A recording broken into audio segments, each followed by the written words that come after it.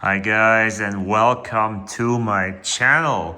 And you are here in my garage and you see my GT350 here in front of me, and here in my hand I have the key fob for the GT350. So this is the key fob that came with the 2017 model. It is a Ford key fob and it has a snake on it for the Shelbys. So how long did they come with this key fob? I'm not sure, but you know, when I finish the video, I'll put in a title so you exactly know that you're talking about your key fob from your car. This is the version without the remote start, since the GT350 is a manual vehicle. It does not have the remote start. So what we're gonna do now is we will replace the battery, because when I go in my car, it shows me that the battery for this remote is low. How do you open this one? Well, you see this tab here, right there?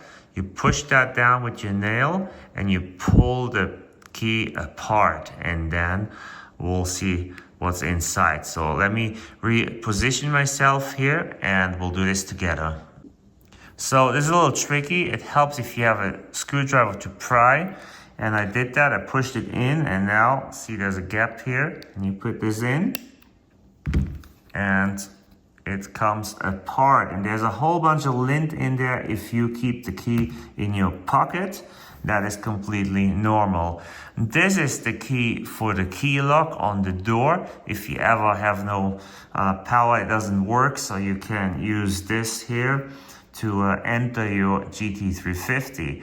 And you know, the cover on the door there, and I don't know if it's on both sides, I think it's on the driver's side. The cover right there, let's see if I can point there, see that on the door handle, that comes off, and underneath that you have a normal keyhole to put this key in. That is a different topic though. This side here is just plastic shell, there's nothing. Now you say, where is the battery in here? Well, good question. I don't know. So I think we'll have to pry this open again, and then we'll find the battery in there. And I cannot do that with one hand, so give me just 1 second. Okay, so I think I know why they discontinued this type of key pretty quick. You have to force this here open. Don't do the bottom, because otherwise you'll break these two ears, and then this pops out. You know, it sounds like you're breaking it, but you're not.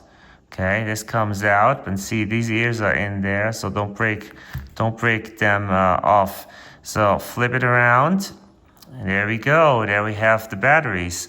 So there are two batteries in here. There you can see one of them. That can't be that hard, can it? There we go.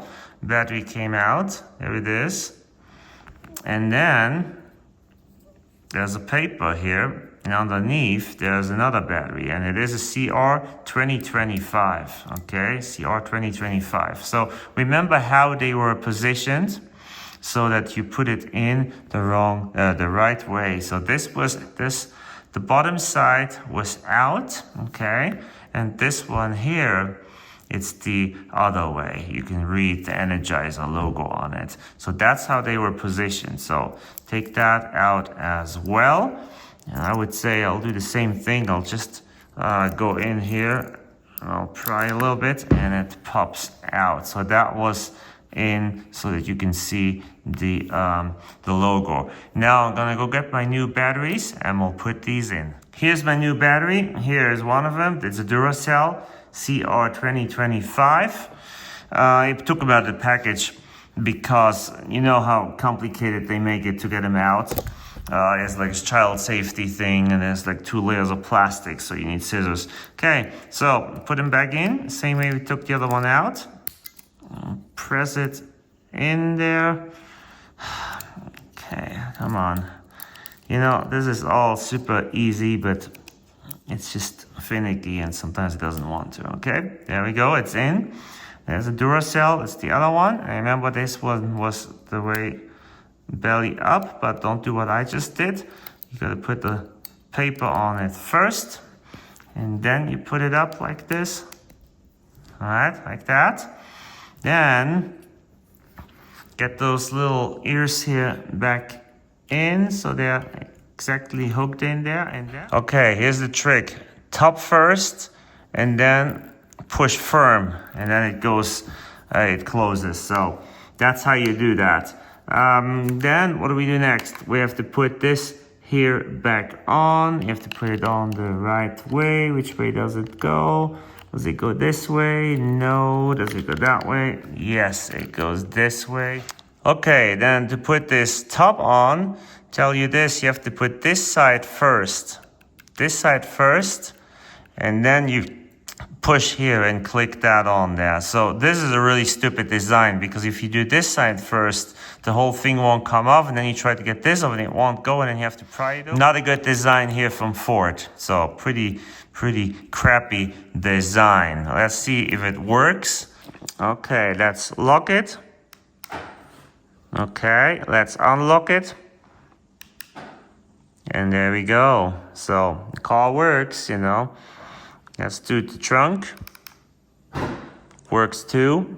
And I don't want to do the panic alarm right now because it's late at night when I'm filming this. Okay, let's lock it again. There we go. I have to make sure I get the trunk closed.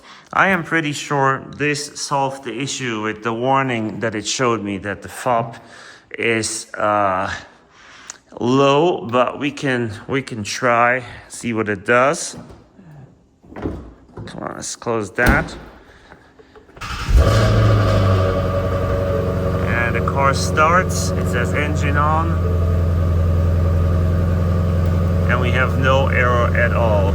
So no error at all. So everything works, because before when you did that, it would tell you that the fob is low, and that's what you don't want to see. So I know just starting it for a couple of seconds is not the best idea to do. I also know that the valves of the exhaust were closed. Sorry, that was not a cool cold start like you want to hear it, but it's late at night, so closed valves are good for that. So they have their place in the car industry, so that is great.